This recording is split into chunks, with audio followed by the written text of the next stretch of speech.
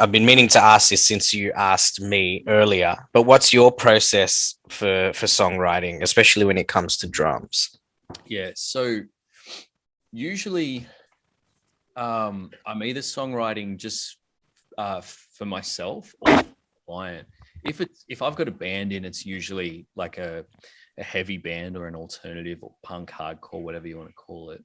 So usually, um, if I'm working with someone, um, 95% of the time, rhythm is laid down first in the pre-pro sessions, pre-pro slash songwriting.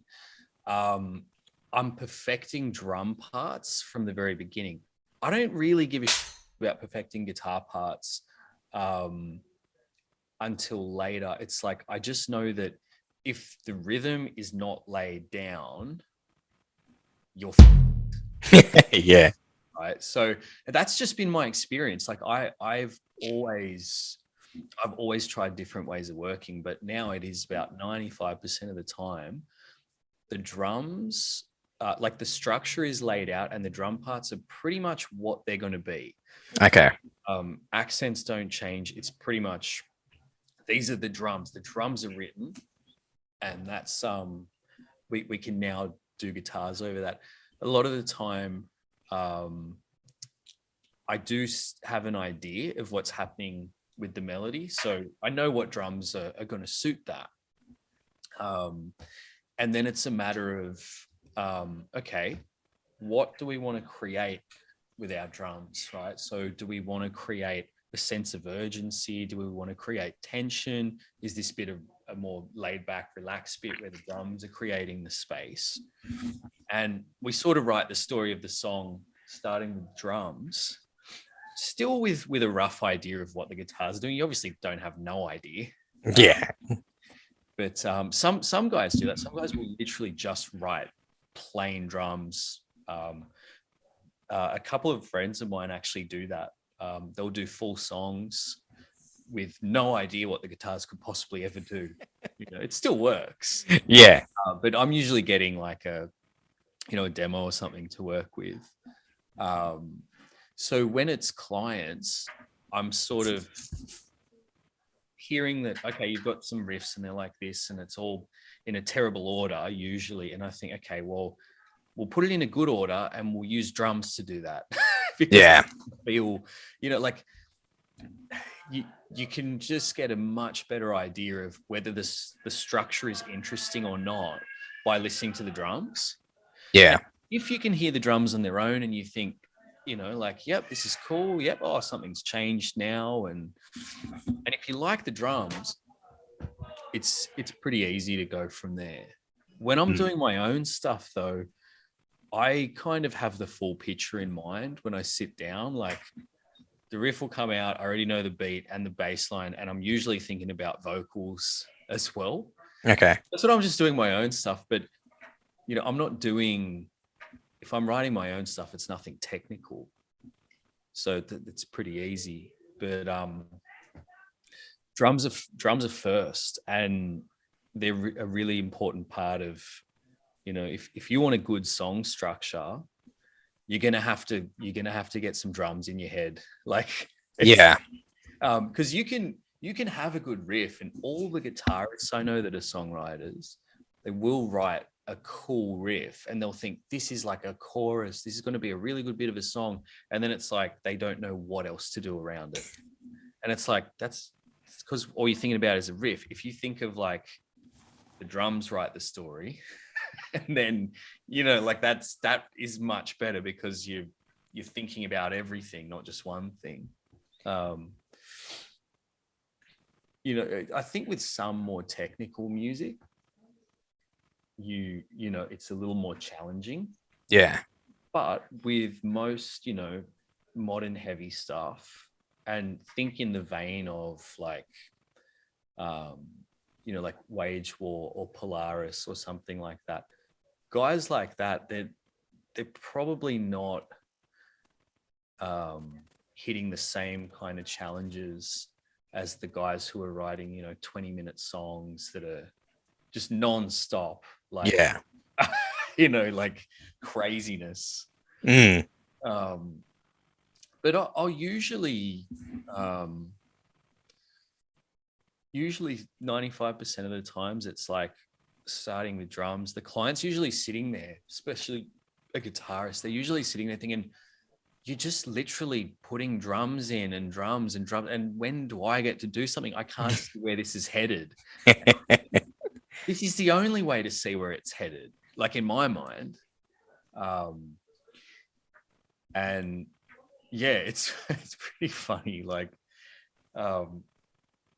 at the time, it probably looks like I'm just focusing on drums and have no idea about the guitars, nor do I care. Yeah. It's just when it comes to structure, I think rhythm, like drums are a more a bigger part of structure when you're sort of starting that way. Yeah. I think that's why, like, obviously you're a producer and a songwriter, so you have that. Like, it's easy to see why someone sitting next to you, including myself, like, even though I'm a drummer, when you go silent for a bit, and it's like, okay, yeah, he's definitely coming up with something to play or whatever. But it's like I have that trust that you're going to come up with something good and suitable because one, you are an actual drummer, also on top of being a guitarist and also a producer. So it's like, okay, he knows what he's doing. I can just sit back and see what comes out. And if I don't like it, I'll just say it. Your stuff has been interesting because all the so far the only guys I've worked with and that I know of that have done, started something off pretty much on their own, right, is they've always been singers, like someone that can't actually play drums. So like, let alone like not just not play, like they probably wouldn't even know how to begin programming. They'd have like 4 toms being hit at the same time and stuff like that. But yeah, and that there's a lot of these guys, like they're like, I want to like release something, I want to do something, but I have literally no ideas at all. Yeah. I have no idea. And I'm thinking, well, the first place you start is, okay, so what are the drums gonna and people are thinking drums. Oh yeah, I need drums. Like Oh, that snare you were talking about, how you're always talking about how snares don't sound good or sound good. You didn't even think about drums. These are the same guys, like modern metal elitists, that are like, oh, the snare sound on that record. They're the guys that literally are like, oh yeah, the drums, yeah. It's like, like drums or not, guys. Yeah. But a lot of people forget about it, especially guys when they're doing like everything. It's like there's 20 things to do, so you kind of like, I guess then it's almost a little more forgivable. But yeah, and because you've approached it from like it's drum music, like and I think you've nailed that thing of like having tasty bits that are intricate, and also that simple stuff Yeah. as well. That's really the icing on the cake. I haven't seen any, like I haven't seen many things come together like that. I haven't seen many projects come to life in that way. And I think it's pretty cool because the structures are all, there's no real pop recipes in there. Even some of the songs that do have, some more straightforward structures, they're more interesting songs because both making sure that the drums are sort of writing the story. Okay. Yeah. So I think that's a good example of what I'm saying is like, yeah, you use the drums to write the story and create a certain feeling. I think that's in there. Well, a wise man who you may know um, has described feel as snare determines pace and kicks determine feel. And that sort of just summarized everything perfectly for me, at least when it comes to writing drums. Is like, okay, those two things in a nutshell is what you should aim for when writing drums, and to manipulate those so to produce a different result, basically. Yeah, yeah. Yeah, I've, that was Chris. it sounds like something I should say. I'd say it's the other way around, just to be different to him. But you just that and reverse it, and then that's probably the right thing. well, The opposite to whatever he said, I would go, yeah, it's the opposite. I won't get involved here. We're just gonna have to get you both on the call, and I'll be able to sit back and watch you guys fight over it. You referee. I've always thought of feel as an even more general thing. Like I think like I haven't been playing at all lately, right? Like, but when I was playing like every day for hours. Hang on, drums you mean? Or okay, yeah. Like I remember like I bought my first kit, this Yamaha YD, which is not bad for an entry level thing, right? And I was practicing heaps, and I started to really zone in on kicks and snares. And to me, feel was like, it was actually like a combination of things. It was like, okay, are you a lazy player or are you rigid and tight? Do you hit things early or late? Right. Yeah. So half timing. And then it's like, how do you hit? I had a very, I had really sort of like lazy feel. If anything, I'd be late. Right. But I found ways to, I used to focus on letting my kicks and snares be late, but no hi-hats, Okay. Yeah. So, like that to me, feel was like, okay. And then the next part of feel, it's not just what's your timing like stylistically. Are you a lazy guy or are you on time? Yeah. Thing for me was like, how do you hit it? Like, how do you hit it? And I remember I was talking to a mate about this, mixing drums yourself with your hands, right? Like getting the level of right, and then hitting, making sure that the drums you want will cut through in the mix, right? Yeah. So you can never hit the snare hard enough, but if you turn your cymbals down, it's really cool. That's hard to do, but right? Yeah. Do it and still make your cymbals sound good. I found feel to be like, I noticed with a lot of drummers, they hit quite hard. And me and my younger brother, Nathan, he's a killer drummer, right? Like he's insane. And we both had a very similar stroke. And it's a sort of stroke that doesn't choke the drum. And a lot of guys, they hit it really hard and everything sounds dead. Okay. Drum breathe, right? So it almost chokes the drum a little bit. And we were just all about rebound. And I found that I could get just as much volume. And I was sounding like I was hitting snares harder than other people. And I definitely wasn't. Okay. Same approach to everything I play now. It's almost like compressing your playing. So I'm not necessarily having to beat the shit out of the snare to make it sound like the snare's getting the shit beaten out of it. Yeah. Like finding that spot. And I found feel is that it's like, feel to me is, how do you hit your drums? Do you hit them in time or late? Yeah. Hard or soft? When do you hit them hard? When do you hit them soft? When are you late? When are you... That to me defines your feel. And as well, like a lot of guys would say, there's also another element to it, which is a bit more like wishy-washy. But it's like the old Rose Tattoo drummer, Paul DeMarco. He's in prison now. So he was selling guns. That's random. So yeah, he should have stuck with drums. Yeah.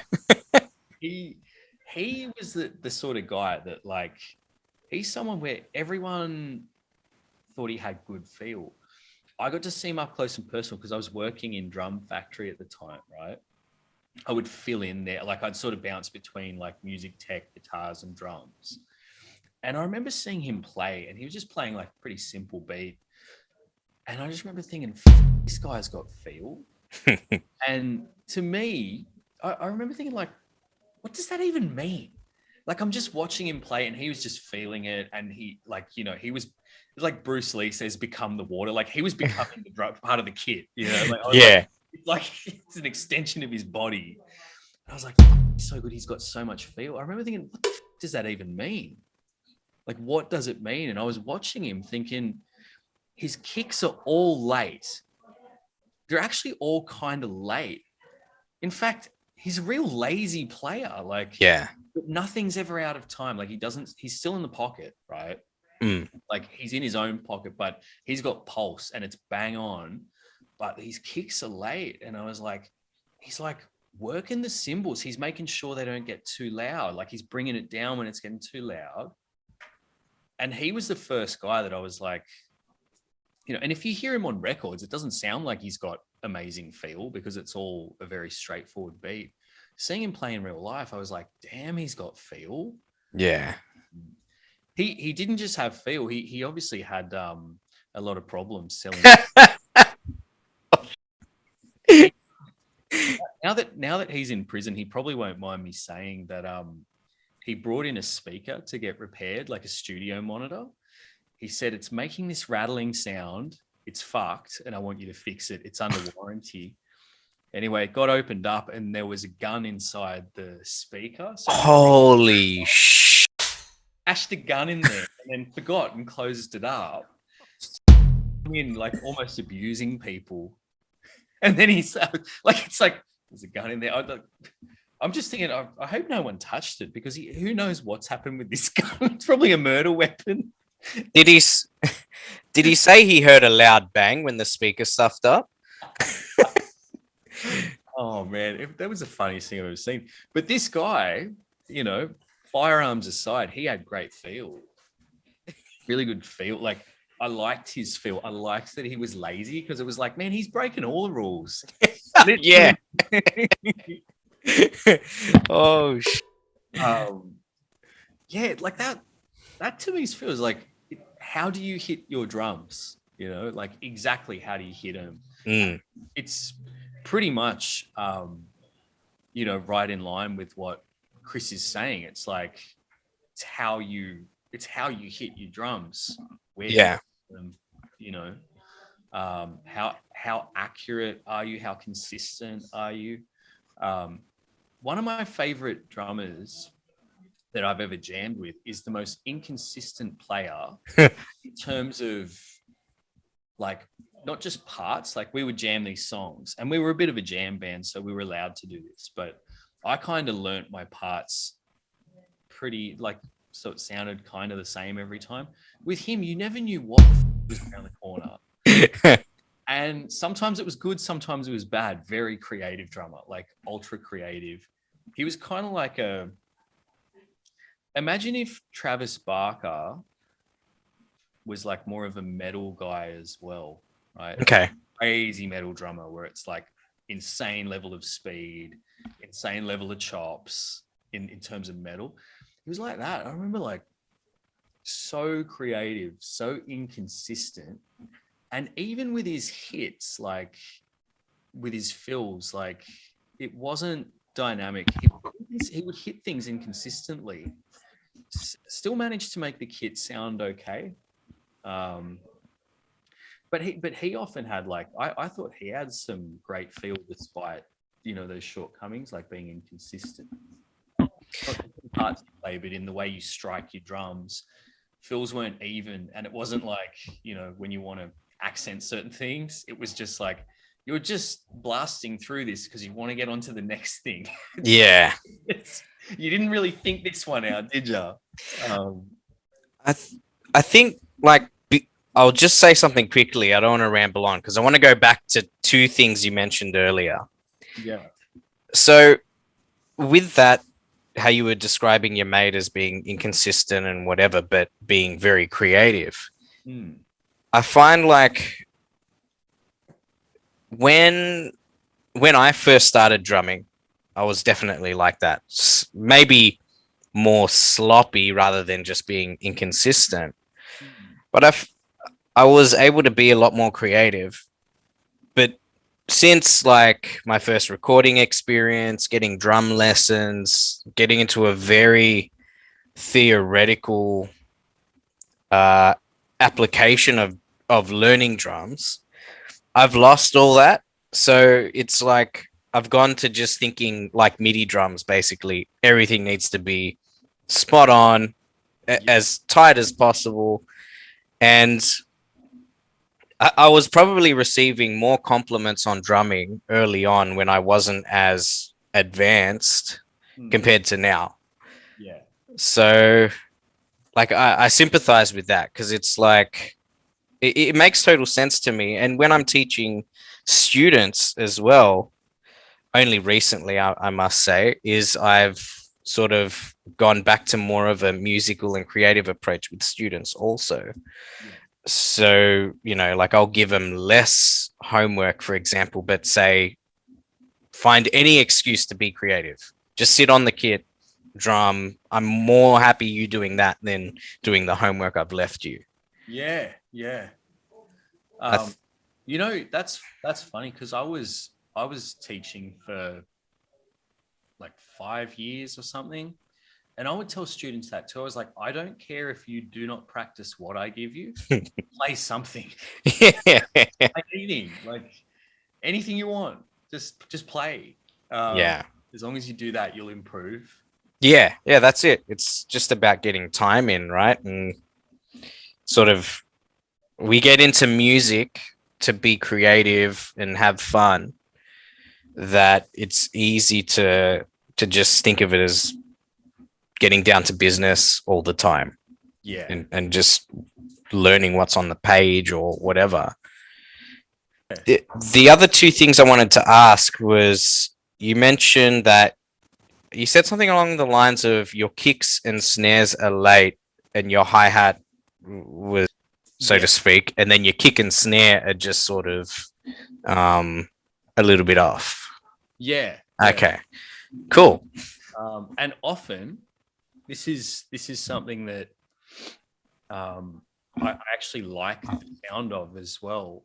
And that's, I guess, why I tried to make myself play like this is if I'm playing something like that, because I love just playing fat grooves. That's all I care about. Yeah. I don't care about anything, any of this complicated I just don't care when it comes to playing.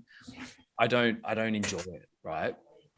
But I can sit and play like um like some dirty groove. I could play that for half an hour straight and just focus on mixing my own drums and stuff like that. I'll often do it now that I've got Jeremy, the teeth drummers kit, set up it's set up here now. The cymbals are on it, everything's good. After work, I'm thinking I'm gonna bash the shit out of these drums. and I'm not anything amazing, but I'm working on that. And what I do is, so cymbals, especially a closed hi-hat, I like to make that sound tight, right? Like I want that to sound like, yep, that's pretty bang on to the ear. And then the kicks and snares are a fraction late. But the other thing that happens is it's almost as if everything goes late, but it always comes back on the one pretty perfect. Yeah. So it's got this feeling of like, oh, you just made it back. Oh, you just made it back. And I've heard some drummers play like this, and like I always just liked it. To me, slow, before I realized feel was basically how you just hit the drum, no matter how that is. I was like, I just thought feel was guys that played slow. Yeah, okay. Well, Just lazy drummers. it's probably easier to emphasize feel Mm. slower, because I agree with that. It makes sense that the slower a song is, or a I don't know, a section of drumming is, it's I just feel typically it's easier to get a good feel with something slow. Yeah.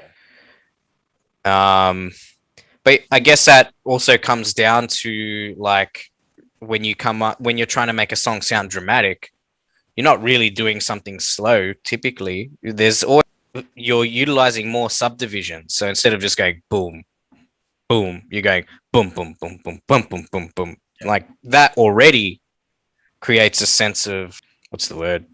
Like urgency or something. Yeah, Yeah. yeah. The other thing I wanted to ask is you mentioned how and this is good because you would see so many drummers tracking. How many drummers choke the drum? And like when they're choking the drum, is it because they're playing through the drum and letting the stick stay on the head? I think it's partially that. Partially it's just their grip. Okay. So I if I'm playing any instrument, so with guitars you have picks, with drums you have sticks, with violin you have a bow. Yeah. I am like light as a feather with grip Okay. because like I know like a lot of people now probably know what headroom is. I want headroom in my grip. I want headroom in my dynamic range. So when I'm practicing drums late at night, it's like I'm trying to make the cymbals as quiet as possible. So then I can hit the kick and snare at a medium velocity and I've got room to move from there. Yeah. So with stick grip, I think some people, I don't know if it's they're gripping too hard or something. Like maybe it's a quite a hard grip that leads to the drum being choked. If you're, I mean, even basic like common sense sort of leads you to believe if you're gripping a stick really hard, the stick is getting choked, right? Yeah. Stick Yeah. is getting choked. And I know that sounds so dumb, but like you're choking the stick, dude. And then when you hit the drum with that choked stick, it's like they're not going to hit each other and rebound in a way that just makes them sing. I want the drummer Yeah. to sing. How many drummers do that in the studio? Not many. And I found the first few drummers I tracked, I thought they were like really good in the room. And then, you know, once you've got your cans on and you're getting fed your own drums and there's a click track, there's a bit of a disconnect, especially for like real muso type guys. You'll put up with it, but like there is nothing better than just in a room, no earplugs, playing drums, right? Yeah. Like you're connected to it at that point. Every single hit, you hear all the detail. But then when you're going through like a whole bunch of compressors and EQs and stuff, it's like, oh, the way I play doesn't usually sound like this. And so you may not be using your ears as much. There's something a little bit alien about it. I think. Oh, sorry. Were you gonna say something? Oh, just a lot of new drummers would have a hard time with that, getting used to hearing you playing back processed. I think the way you hear your drums definitely impacts how you play the drums. Yeah. Because, like, yeah, you would have all those effects in the studio and whatnot. I'll compare it to me playing live in the cover band. Is like sometimes we're indoors, sometimes we're indoors with curtains around us, Yeah. sometimes we're indoors with just glass, Yeah. sometimes we're outdoors. Mm. So, like, I've had gigs where obviously cover music, you're playing the same over and over. I found that sometimes I was happy with my performance, sometimes I wasn't. Yeah. But it took me a while to realize I'm doing the same What's changing? What's making me alter my opinion of my playing? Yeah. And it's the sound. Yeah. So it's like when you're playing outdoors, that to me that is the worst. Everything sounds like you're just getting the high frequencies. Everything is Yeah. and then you play in some beautiful rooms that the kick sound, the kit in general sounds like Godzilla's coming to town. Yeah. So, and they're the gigs that I come out of and I'm like, tonight was good. Yeah. It sounded great, man. Yeah. Yeah, and then same thing, like when you're in the studio, you put your cans on and it might sound awesome, but then you take it off and it's like, oh, sounds a bit harsh. So there's just a little, it's just a little barrier in between you and your drums. And I think that's a challenge for, some guys. And I think that may affect some guys that have a stroke that's actually normally pretty nice, but then when they're hearing themselves process, they're thinking, oh, got to hit like this. Because, if you are a decent player, you're going to hear your playing back and adjust it as you're hearing it. You're going to go, okay, I'm hitting that too quietly, or like this one, I've got to really hit it like this, whatever it is. So I think there's been so many drummers that are inconsistent. One of the biggest things about recording drums is like you spend a day pulling sounds, or like you'll spend a couple of hours, right? It's like it can be a full day sometimes, but yeah, depending on the project. But a lot of drummers, just when you're pulling levels, they're hitting the drum a certain way, and then when they start playing, they're hitting harder or something, and it's like, and then halfway through the song, especially for modern metal, it's like halfway through the song, they're a bit tired, so they're not hitting it hard, and it's like, oh, now it sounds like a different drummer. Yeah. And that's something you can't fix in Pro Tools. Well, actually, you can, but I'd rather not, Yeah, yeah. It's like, well, you can. I shouldn't be encouraging people. I should be giving information. There's no studio magic. That's right. That's right. You have to play it one take. Otherwise, Pro Tools runs out of tape. Yeah, like I honestly haven't tracked that many incredible drummers. There's been more that are average, a handful that are really bad, and a handful that are really good. Most guys are average, and by average I mean there's a lot of problems. Like inconsistencies, they don't know the parts they're playing. There's a guitarist sitting in the corner saying, "His kicks don't match my chugs." I'm going, "Oh, shut up! Can't you just match the kicks? Like, this is what's here now." Especially like, now a lot of people do drums last, but there was a time when we were doing drums first, and it's like, well, seeing as these kicks are here, why don't you just match these kicks? Or if you want, we can just replace all your kicks, and then we can mix and match as we go and do whatever you want. Yeah. And then replace everything. But yeah. Guitarists are just w***ers, aren't they? Oh, but it's shocking. The age of the guitar is long gone. No one cares about the solos. No one cares about your riffs. It's bass and drum time. I don't know about this bass thing you're talking about, but I think it's drum time. I feel sorry for bass players because I don't think it's ever going to be the cool instrument. Yeah, well, I guess like it's sort of the cliche of the bass sound. It's like it's the glue between melody and rhythm. So, it's just like in there. Look, if it wasn't there, you wouldn't be having a good time. But that's right. When it's in there, it's just easy to look past it and go, "Oh yeah, the bass is there. I'll take that for granted." Exactly. But I do appreciate good bass players, though. Yeah. Huh? Actually, I think the most talented bass players I've met are some of the most difficult individuals I've ever met. It difficult in what way?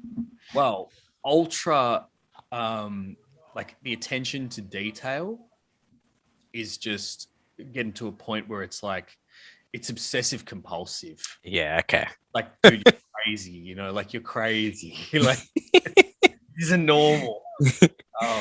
They're just and they yeah, I'm just thinking like quite often the most talented bass players, not all of them, but at least in the metal scene, I can definitely say in the metal scene, if you have a good bass player, there's not many of them around, and they know that. Yeah. So then they think, whoa, I need everyone to know I'm a good bass player because I might want to go on to a better band, and everyone needs to know how good I am, right? So then they're in the studio saying, we need to make these bass, like, we'll make it like a bass solo, right? It's going to be great. And I'm thinking, it doesn't suit the song. I know you want to show off your bass chops, but maybe now's not the time, or do a side project or something. The metal guys are bad because it's like they're in a scene where bass players are notorious for not even knowing how to play bass. You know? Yeah, they're ex-guitarists normally, aren't they? You're lucky if they're an ex-guitarist. That's one of the better ones. Unfortunately, like, yeah, because it's just so drummy and guitar-y. Just a lot of bass players, at least in, you know, the modern metal scene in this country. Everyone in a band will laugh about it. They'll always be like, "Oh, you're a bass player too, huh?" Okay, they're all the same, right? And you know, and the thing is, it's like it's a good and a bad thing. It's good for business because the bass player is usually a guy who doesn't care if his opinion's heard. He's just going to pay his share and like do the job. He knows he's not tracking in the studio. He's happy for the guitarist to do it. He knows he can't. And those guys can actually be really cool. But for the musicians in the band, they're always like, after the show, it's always, what were you playing? Like, yeah, it's funny. But it's funny because you'll notice an absence of bass, but when it's there, it's just taken for granted. Yeah. Yeah. I do find especially because I've seen the Summit stuff come together piece by piece, is that the songs do get a lot heavier once the bass is there, though. Especially in like a breakdown, it's like, whoa, yeah, the difference. Definitely. So I do try to respect bassists a little bit more. I love bass, man. Like, I've played bass, you know, like I filled in on bass in Chris's old band. Yeah. You know, and they were like proper bass parts. This was like bass players. And they could all play too. So you couldn't get away with being like, yeah. You know, someone would call you out, probably the drummer. But yeah, so I've always loved it. It's just bass in modern metal is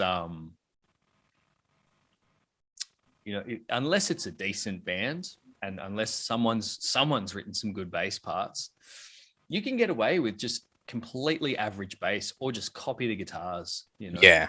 We are seeing a little bit more bass, you know, taking a step forward too, because drums have bass has tagged along a little bit. You see a lot of heavy bands now, they'll have these bits where guitars are simply just ringing out, there's a bit of feedback, and there's like a filthy bass line with a really cool bass tone, and you know, your drums are playing like some fat groove, and it's a G up, and you're thinking, where's this going to go? There's going to be something real heavy. I'm going to love this, right? Yeah. So we're seeing that a lot. But if, you know, there was no way that it would happen, you know, in the 90s. Like, I was listening to like thrash metal and death metal and stuff. There was never a point where the guitarists would let the bass player just do his own thing with the drummer. It was like, you're not allowed. We're trying to solo here.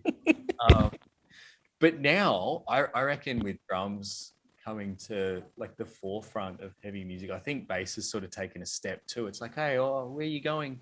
Can I come? Some buddies. It's like that friend that no one wants around and just tags along and shows up places. Yeah.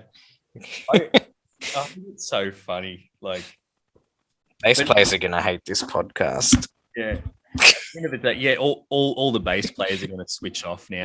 They're gonna be like, "Fuck you guys, how dare you?"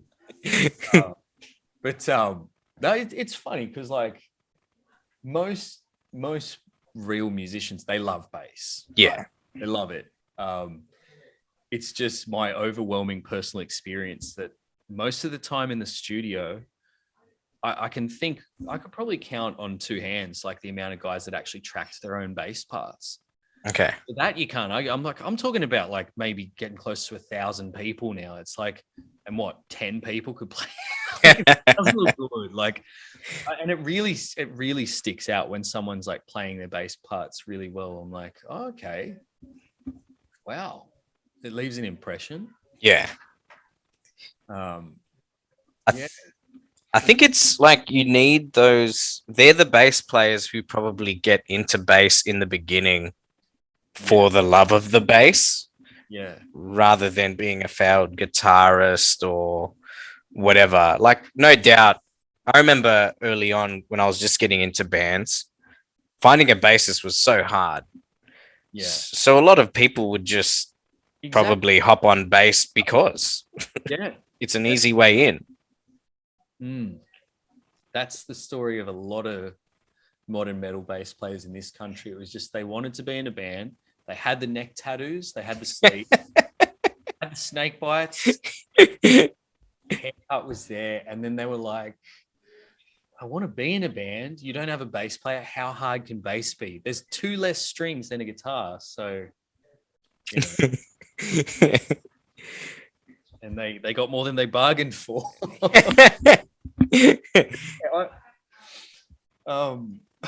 You do. I really think that the reason why bass has kind of become a little cooler is because now drums are the thing. It's like, oh, what goes well with drums? Bass. Yeah. You know, like, but yeah. So how does your writing approach change whether you're putting guitar to drums or bass to drums? What's the difference there for you? Or reverse as well. Like if you have a guitar part, how would you come up with drums for that? And also, if there's a bass part, how would you play your drums? Well, for each combination, let's say I have a guitar part and I'm holding it here. There are a combination of grooves that are going to go really well with that. So the question is, which one's the best? What if they all sound good? Yeah. But then you need to think about structure. And then it's, well, what goes after it and what comes before it? That's where you'll be able to make a clear decision. That's what dictates what the right groove is. Yeah. And the funny thing is like for this next section, there may be no riff. So then you've got to think, well, how should the drums go after that? And then, you know, like if you sort of work it that way, like by thinking about the whole thing, or at least what comes first and what comes after, be aware of your neighbors and you'll know what to do.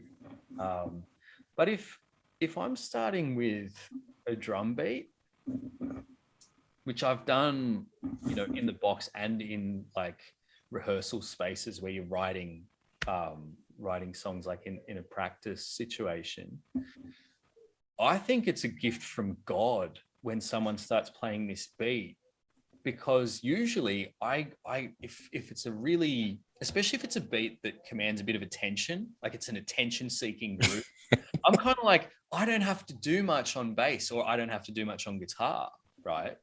At that point, you're allowed to let the drummer breathe and it sounds good. So if I'm starting with a drum part, you know, matching guitars to it, the easy thing to do is, let's say modern metal, there's going to be some double kicks somewhere. Of course. They're probably going to be chugs, you know, and then I'm going to fill the rest in with runs, discords, some string skipping stuff, maybe a little tapping, like whatever it is to spice it up. You can do that. But I think now, if I'm starting with drums and there is no talk of any guitars and it's like a free for all, I usually stick to, depending, but I really like to play things that are ambient and simple and let the drums breathe, because now drums always sound good in modern productions unless someone's deaf, right? Yeah.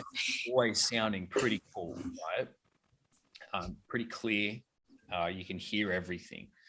So at that point, I find a really cool mood is like drum groove and just ambient guitar parts, like ambient leads, sometimes without bass even for a bit. But the approach is really dependent on where we're at in the song, if you know what I mean. So it's like, it doesn't matter which combination, if I start with bass first and add drums or whatever. It's more like, well, where are we at in the song? Is this going to be the start?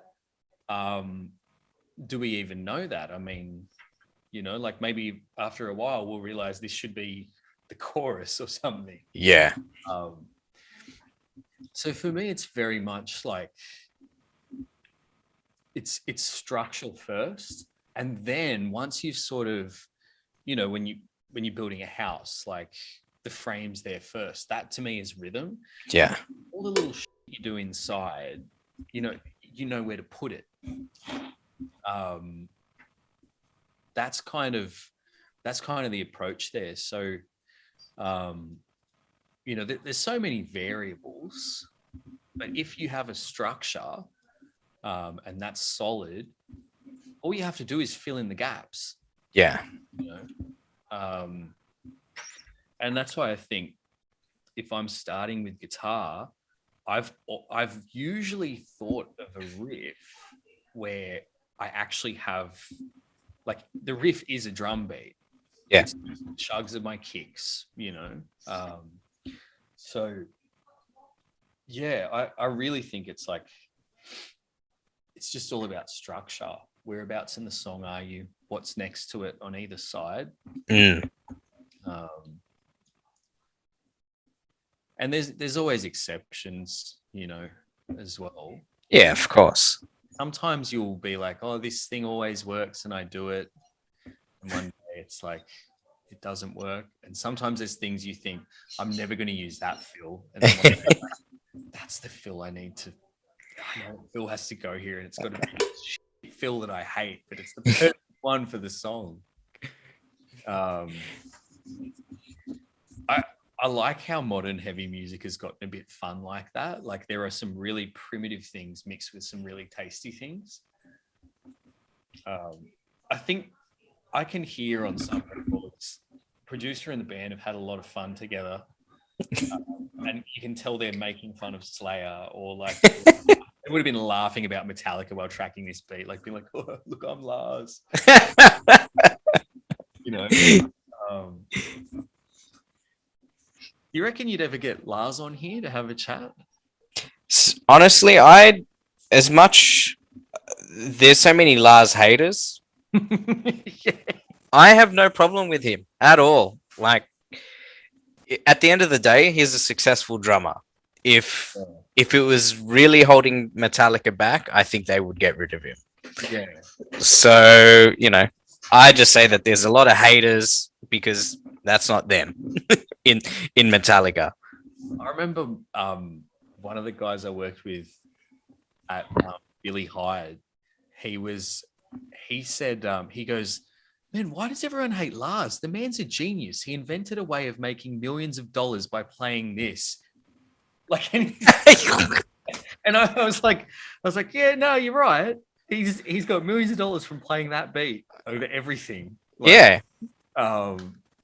I reckon it's like, I find a lot of simpler music. I appreciate it more now that I'm older. I didn't like it when I was young because I wanted to just be like creative and I wanted to show off. And now it's like, I listen to Metallica now. I hated them growing up all the time. And now, like, you know, Reload, or Like I'll listen to him now. Yeah. Appreciate it, but growing up, and I think there is merit to it because he's not. When you talk about being technically proficient, like I know 12-year-olds that are technically better than him, and that's not uncommon these days. Like he isn't the tastiest guy, he isn't this, he isn't that. You could argue he was just in the right place at the right time, and there's merit to all of that, right? But the truth is we're here now, right? He's there. Yeah. Like You can't argue with that. yeah, it's like, okay, all those things could have been, but they are not. Yeah. And I love that he exists and that he's done what he's done. Like he wanted that snare sound. He doesn't play the tastiest things, but I do understand because I used to hate Metallica and I used to hate Nirvana and all this shit. But I totally get it. It's like when I was 12, like I thought I could play better. I thought I was better.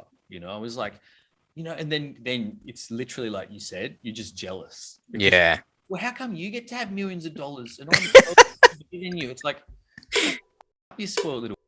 Yeah, exactly. There's no point being like that. I see where it comes from, Just remember, this is the guy who stood up for musicians everywhere when he wanted to take Napster down. Yeah.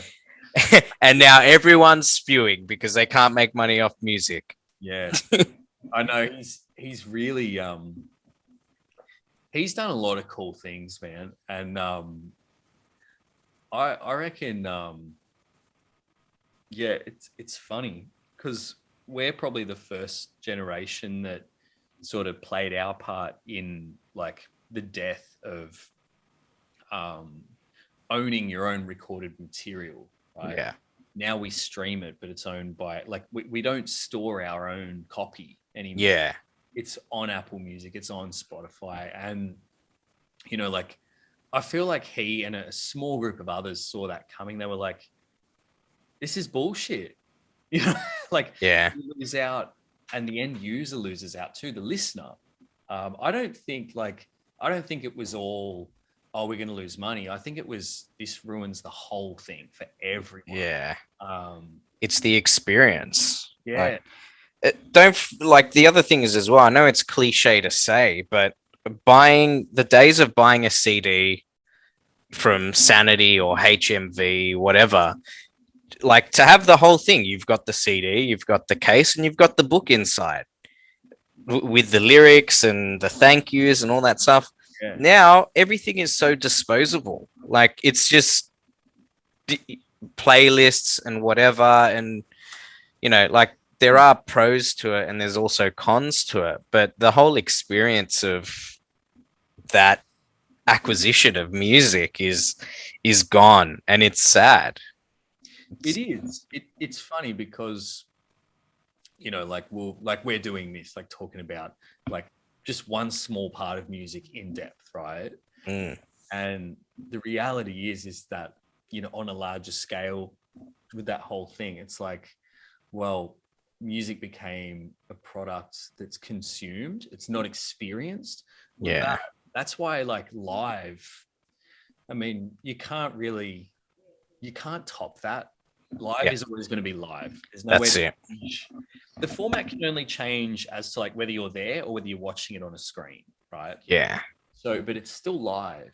But yeah, it does cheapen it. It's just funny because, like guys like Lars saw it coming and he was like, off. Yeah, that's right. Good on him, man. Like, the more I talk about it, the more I respect him. Like, but I've never had an issue with his drumming, so I'd love to get him on here to get his view of everything. Yeah, get him on. Imagine then be like, Lars, I bet I could play anything you could play. Imagine